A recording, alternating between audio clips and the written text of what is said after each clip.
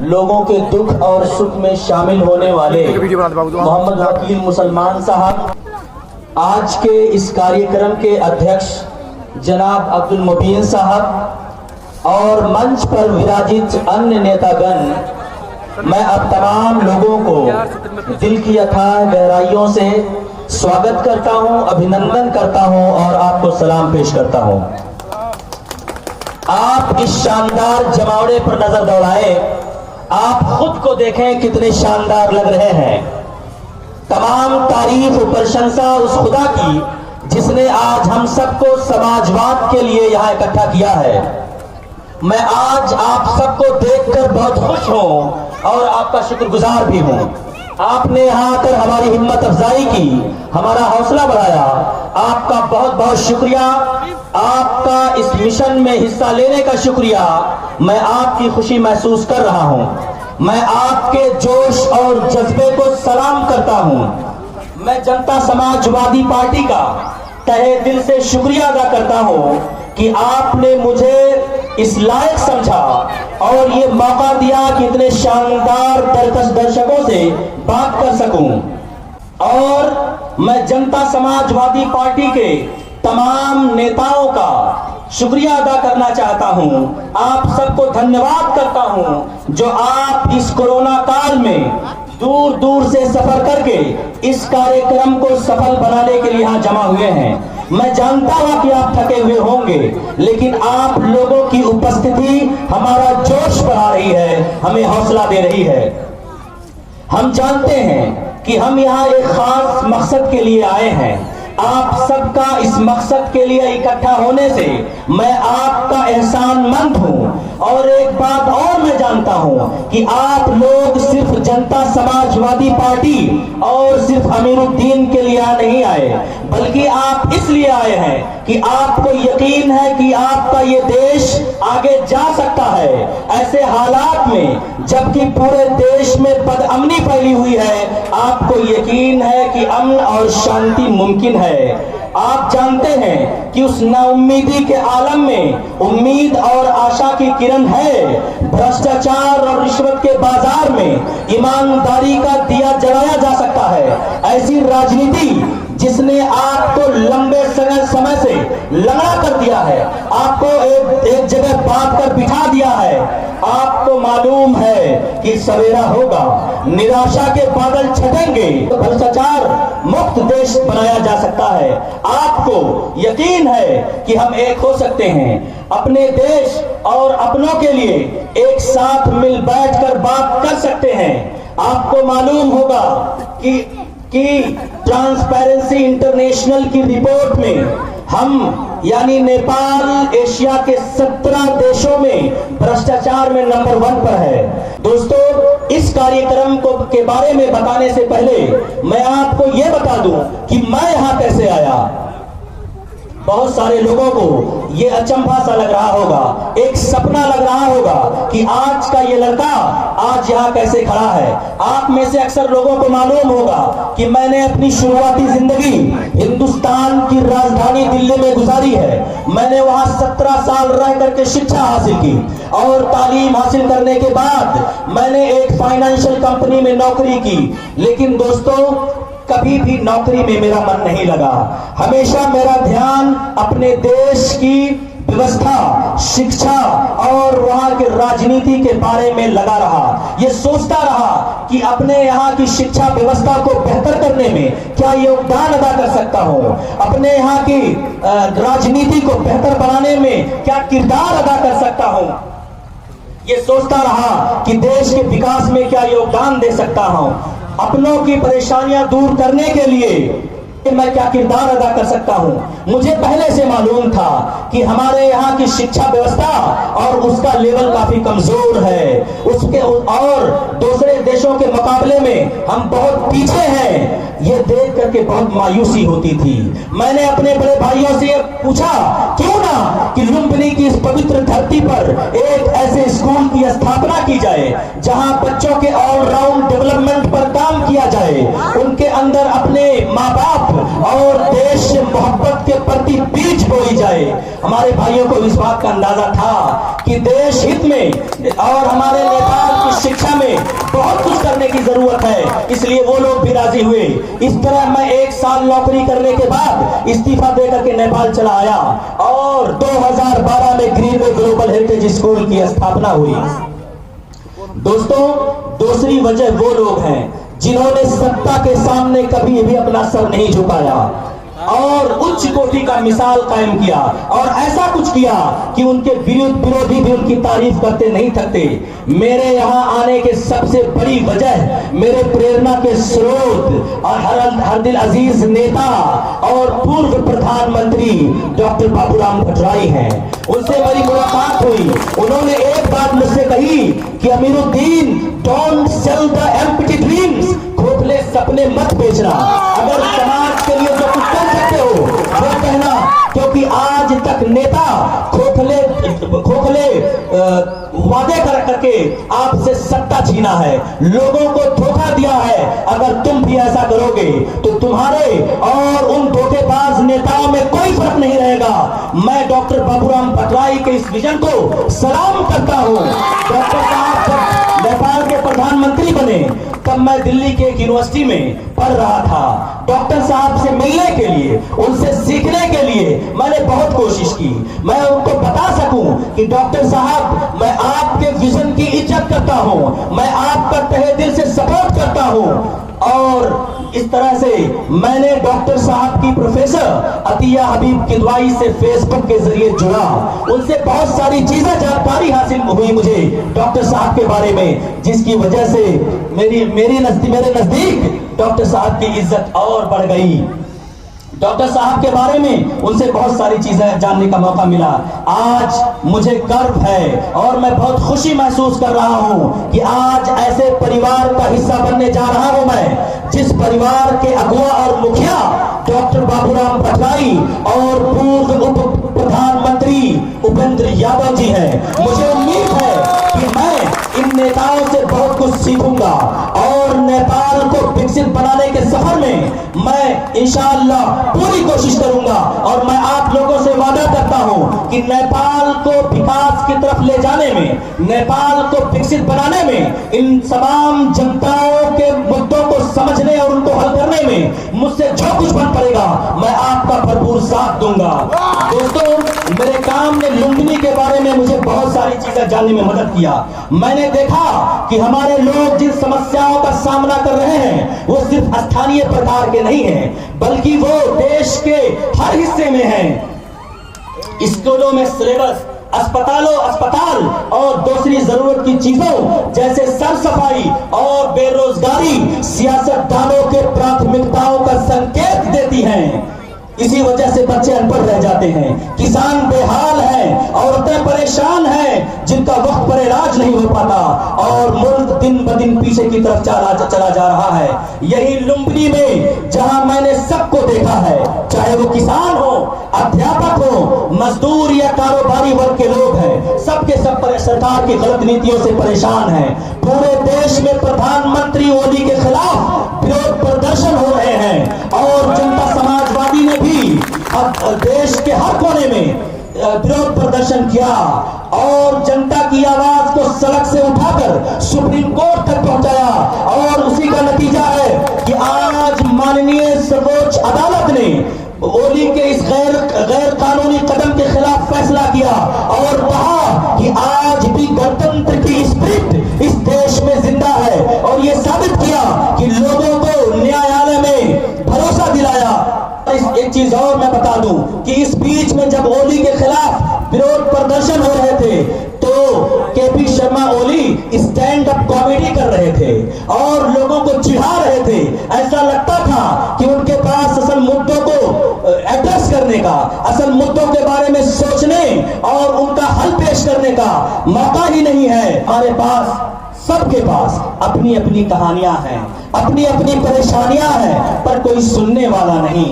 हमारे दर्द तो है लेकिन कोई हमदर्द नहीं। ये वही प्रधानमंत्री हैं जिन्होंने ऐसे हालात में, कोरोना काल में, जब लोग अपना चूल्हा तक नहीं चला पा रहे थे, जब लोग अपना घर चलाने के लिए परेशान थे, तो इन्हीं कमजोर जनता से केपी शर्मा ओली और उनकी सरकार ने कहा किया कि तुम बिजली का बिल जमा करो और ये कहा कि अपने आकर के अपनी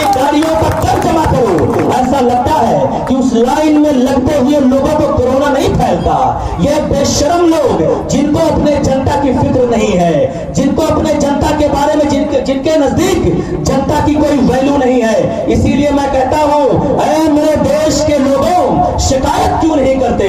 तो इतने जुल्म सहकर भी बगावत क्यों नहीं करते? ये जागीरों के मालिक और लुटेरे क्यों चुने तुमने? तुम्हारे ऊपर तुम जैसे ही हुकूमत क्यों नहीं करते? ये भूख, इफ्लास और तंगदस्ती तुम्हारा ही मुकद्दर क्यों? मुकद्दर को बदलने की जसारत क्यों नहीं करते? मेरे भाइयों और दोस्तों, मैं इसी समाज से हूं, मैं लोगों को जानता हूं, मैं उन्हीं चुनौतियों का सामना कर रहा हूं जिन कठिनाइयों से हमारे लोग गुजर रहे हैं। एक बात जरूर है कि लोग अपने लीडर से बेइंतहा प्यार करते हैं और कई बार आपस में लड़ भी जाते हैं। हमारे भी यहाँ बहुत चाहने वाले हैं। मैं दर्शकों में हजारों चाहने वालों को देख रहा हूं और बहुत सारे चाहने वाले आज यहाँ नहीं आ सके हैं। देश के अलग अलग हिस्सों में और विदेशों में रोजी रोटी कमा रहे हैं। मैं आप तमाम लोगों के इस जज्बे को और हमारे कंधे से कंधा मिलाकर चलने को की वजह से मैं आपको तहे दिल से शुक्रिया अदा करता हूं और आपका इस्तेकबाल करता हूं। मुझे मालूम है कि आप लोग हमें दिलो जान से चाहते हैं और सपोर्ट करते हैं। आपके अंदर एक उम्मीद है, एक आशा है, अपने समाज और मुल्क के लिए एक एहसास है और यही एहसास हम सबको यहाँ खींच कर लाया है। इसमें कोई शक नहीं कि हमारे बीच बहुत सारे मुद्दों पर मतभेद है, लेकिन हमें इन मतभेदों ने बहुत पीछे कर दिया है।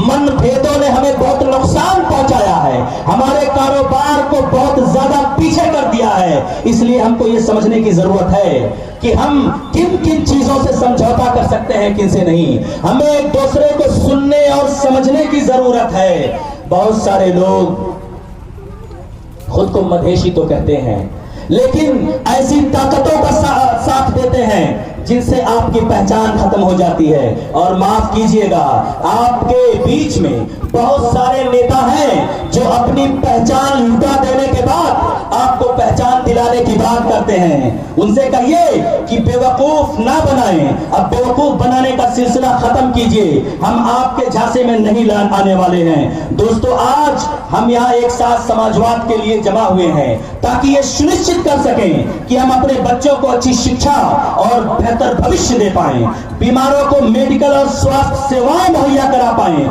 महिलाओं को की जरूरतें समझ सकें, बुजुर्गों और कमजोरों की देखभाल का बेहतरीन बंदोबस्त कर सकें, ताकि हम ये तय कर सकें कि हमारे किसानों को वक्त पर खाद और बीज मिल सके, ताकि हमारे बिजनेस करने वाले भाइयों के लिए आसानी पैदा कर सके, ताकि बेरोजगारों के लिए रोजगार पैदा कर सके। आज लुम्बिनी के इस पवित्र धरती पर जहां पूरा पश्चिम उत्तर दक्षिण हर जगह के लोग जमा हुए हैं, आपका यहाँ इकट्ठा होने से ये होना मुझे एहसास दिलाता है कि हम अपने मुद्दों को लेकर के गंभीर हैं। हमें अपने मुद्दों से सरोकार है और होना भी चाहिए, क्योंकि वो लोग जो लोग आपसे झूठ बोलकर, आपको धोखा देकर सत्ता पर कब्जा किए हैं, उनको आपके मुद्दों से कोई सरोकार नहीं। मुझे यकीन है कि इस गंभीरता, लगन और देश हित में हमारे इस कदम के जरिए हम एक बेहतर समाज और विकसित देश बना सकते हैं। आज मैं आपके बीच खड़ा होकर आपसे एक होने की अपील करता हूं। मैं अपील करता हूं कि आप ये वादा करें कि अब अगर कोई चीज हमें बहला सकती है तो रुपया, पैसा, दारू, शराब, धर्म, जात पात और क्षेत्रीयवाद नहीं होगा, बल्कि हमारे मुद्दे होंगे, शिक्षा और स्वास्थ्य होंगे। मैं अपील करता हूं कि आप अपने बच्चों के लिए एक बेहतर समाज की कल्पना करते हुए इकट्ठा हो जाएं, एक हो जाएं। मैं आपसे अपील करता हूं कि आइए कुछ ऐसा करें कि हमारे आने वाली नस्लें हम पर गर्व करें। मैं आपको यकीन दिलाना चाहता हूं कि हम मिलकर ये सब कर सकते हैं। मैं आज आपके सामने आपको गवाह बनाकर कहना चाहता हूं कि समाज और देश की हर लड़ाई लड़ने को तैयार हूं, क्योंकि समाज की लड़ाई एक समाजवादी ही लड़ सकता है और मुझे गर्व है कि मैं समाजवादी हूं। लोग कांग्रेसी हैं क्योंकि कांग्रेस को आगे बढ़ा के ले जाना चाहते हैं। लोग माओवादी हैं क्योंकि माओवादी सोच को आगे लेके जाना चाहते हैं। हम समाजवादी हैं, हम समाज के बारे में सोचते हैं। समाज को आगे ले जाने की बात करते हैं। हम किसी पार्टी और गिरोह की सोच नहीं बल्कि समाज की सोच को लेकर आगे बढ़ना चाहते हैं। देखिए, मैं मानता हूं कि मेरी बातों में अकड़ है, एक खास किस्म का गुरूर है। मैं जानता हूं कि मैंने ज्यादा वक्त आप लोगों के बीच में नहीं गुजारा है। मैं ये भी जानता हूं कि लुम्बिनी और हमारे देश की राजनीति को बदलना बहुत जरूरी है और उसके तरीकों को बदलना जरूरी है। मैं जानता हूं कि एक लीडर की जिम्मेदारियां क्या हैं। मैं जानता हूं कि अगर नेता सिर्फ अपने लिए काम ना करके समाज और देश हित में काम करे तो हमारा समाज और देश तरक्की कर सकते हैं। मगर अफसोस ऐसा नहीं है। उस राजनीति को बदलना होगा जहां खुद कुछ लोग अपने आप को राजा और आपको गुलाम समझ बैठे हैं। हमारे संविधान की खूबी है कि और अच्छाई है कि जरूरत पड़ने पर उसमें बदलाव और संशोधन किया जा सकता है और हमें ध्यान रखना चाहिए कि उसमें पहले हमारा ये देश, हमारा मुल्क कई बदलाव से गुजर चुका है। आज जिस देश में जुल्म और सितम का आलम है, हर तरफ भ्रष्टाचार और शोषण है, इसीलिए देश से मोहब्बत करने वालों को इस तरह की घटिया राजनीति और निकम्मे और ठग नेताओं को घुटनों पर लाना होगा और ऐसा देश बनाना होगा जहां कानून का राज हो, जहां कोई मंत्री कानून को अपनी हिफाजत और जनता से बगावत के लिए इस्तेमाल ना कर सके। और इस अलगाव की स्थिति में हमको देश के एक जिम्मेदार नागरिक होने की हैसियत से एक साथ आना होगा।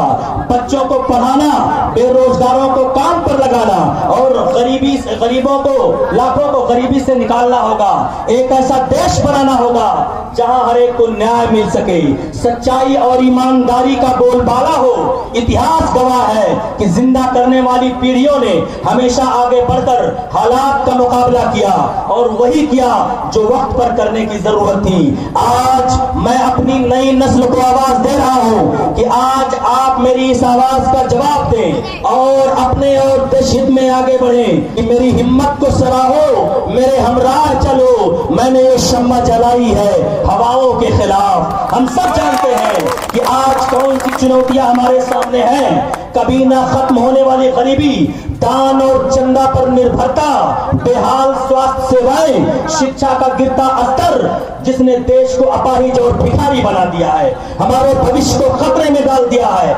ऐसे स्कूल जहां लाखों बच्चों के सीखने के लिए पुस्तकें उपलब्ध नहीं है, अनथक मेहनत करने के बावजूद लोग अपना घर नहीं चला पा रहे हैं। उन सारे चैलेंजेस को हम जानते हैं जिसका हम और हमारा देश मुकाबला कर रहे हैं। हम बरसों से उनके बारे में बात करते तो आ रहे हैं, सुनते आ रहे हैं, लेकिन आज तक कुछ कर नहीं पाया है। समाजवादी पार्टी इन तमाम मसाइल, इन मुसीबतों को दूर करने का संकल्प लेती है। इसलिए मैं आपको समाजवादी पार्टी का साथ देने की दावत देता हूं। हमें उन चुनौतियों का मुकाबला करने से जिन चीजों में रोक रखा है वो सही नीतियों और समझदार योजनाओं की अनुपस्थिति और उनका अभाव नहीं, बल्कि हमारे लीडरशिप की विफलता और नाकामी है। हमारी सियासत का गिरता स्तर और ओछापन है जिसकी वजह से हम अहम मुद्दों को नजरअंदाज करके छोटी छोटी बातों पर झगड़ पड़ते हैं। सख्त फैसलों से हमेशा डरते और भटकते रहते हैं। हमारा पूरा ध्यान निजी स्वार्थ पर होता है। अपने देश और समाज के मुद्दे पर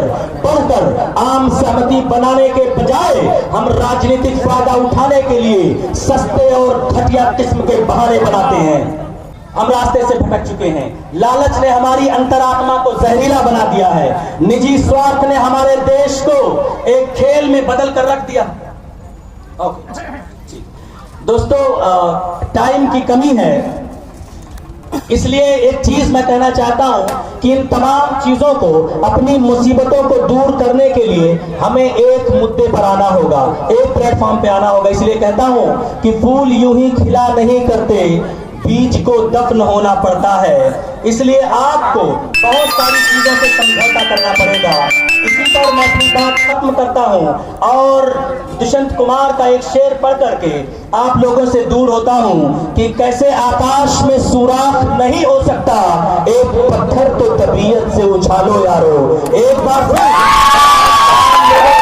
तहे दिल से शुक्रिया अदा करता हूँ। जनता जनार्दन जिंदाबाद, समाजवादी जिंदाबाद, समाजवाद जिंदाबाद, उपेंद्र यादव जिंदाबाद। बहुत